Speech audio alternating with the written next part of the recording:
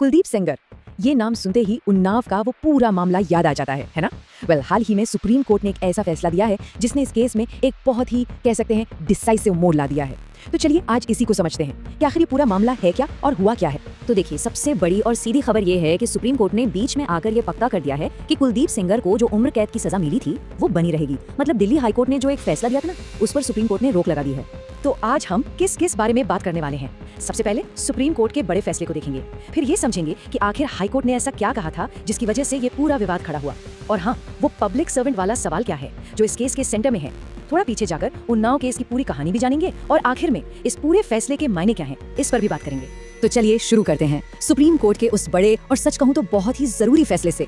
यहाँ एक बहुत ही दिलचस्प बात है, पता है, ये सब तब हुआ जब सुप्रीम कोर्ट में सर्दियों की छुट्टियां चल रही थी, लेकिन केस इतना सीरियस था कि एक स्पेशल वेकेशन बेंच बनाई गई।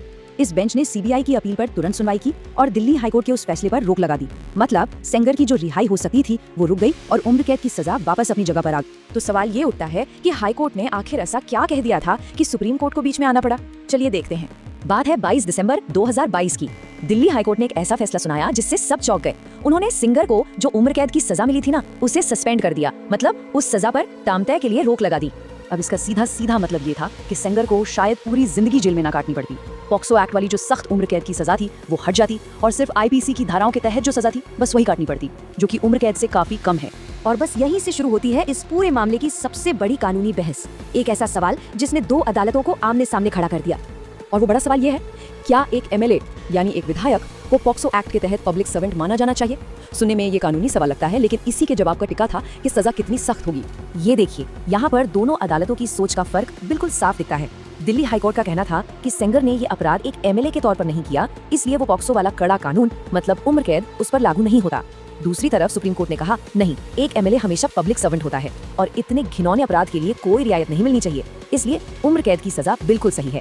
इसको थोड़ा और समझने के लिए चलिए पॉक्सो एक्ट को जान लेते हैं। ये कानून खास तौर पर बच्चों को यौन अपराधों से बचाने के लिए है और इसकी एक धारा बहुत बहुत इंपॉर्टेंट है। वो ये कहती है कि अगर कोई पब्लिक सर्वेंट ऐसा कोई अपराध करता है तो सजा सीधे उम्र कैद होगी, कोई और ऑप्शन ही नहीं है। बस इसीलिए ये पब्लिक सर्वेंट वाला टैग इतना ज्यादा मायने रखता है। अच्छा, इस पूरे फैसले की अहमियत को समझने के लिए ये जरूरी है कि हम एक बार इस केस की पूरी कहानी को, इसकी टाइमलाइन को याद कर लें। तो देखिए, ये सब शुरू हुआ था 2017 में। तब कुलदीप सेंगर जो उस वक्त एमएलए था, उस पर एक नाबालिग ने रेप का आरोप लगाया। इसके बाद जो हुआ वो और भी भयानक था। पीड़िता के पिता की पुलिस कस्टडी में मौत हो गई और उस केस में भी सेंगर को बाद में 10 साल की सजा हुई। फिर 2019 में जाकर 30 हजारी कोर्ट ने उसे रेप का दोषी माना और उम्र कैद सुनाई। और अब जैसा हमने देखा, 22 दिसंबर 2022 को हाई कोर्ट ने सजा सस्पेंड की और 2 जनवरी 2023 को सुप्रीम कोर्ट ने उस फैसले को पलटकर उम्र कैद को फिर से बहाल कर दिया। तो अब आखिर में सवाल ये है कि सुप्रीम कोर्ट के इस फैसले का मतलब क्या है, इसके मायने क्या हैं? तो देखिए, सीधी सी बात ये है कि कुलदीप सेंगर जेल में ही रहेगा। वो एक नहीं बल्कि 2 सजाएं काट रहा है। एक तो पीड़िता के पिता की हत्या के मामले में 10 साल की सजा और दूसरी रेप के लिए उम्र कैद की सजा, जो अब सुप्रीम कोर्ट के इस फैसले के बाद कह सकते हैं पत्थर की लकीर बन गई है।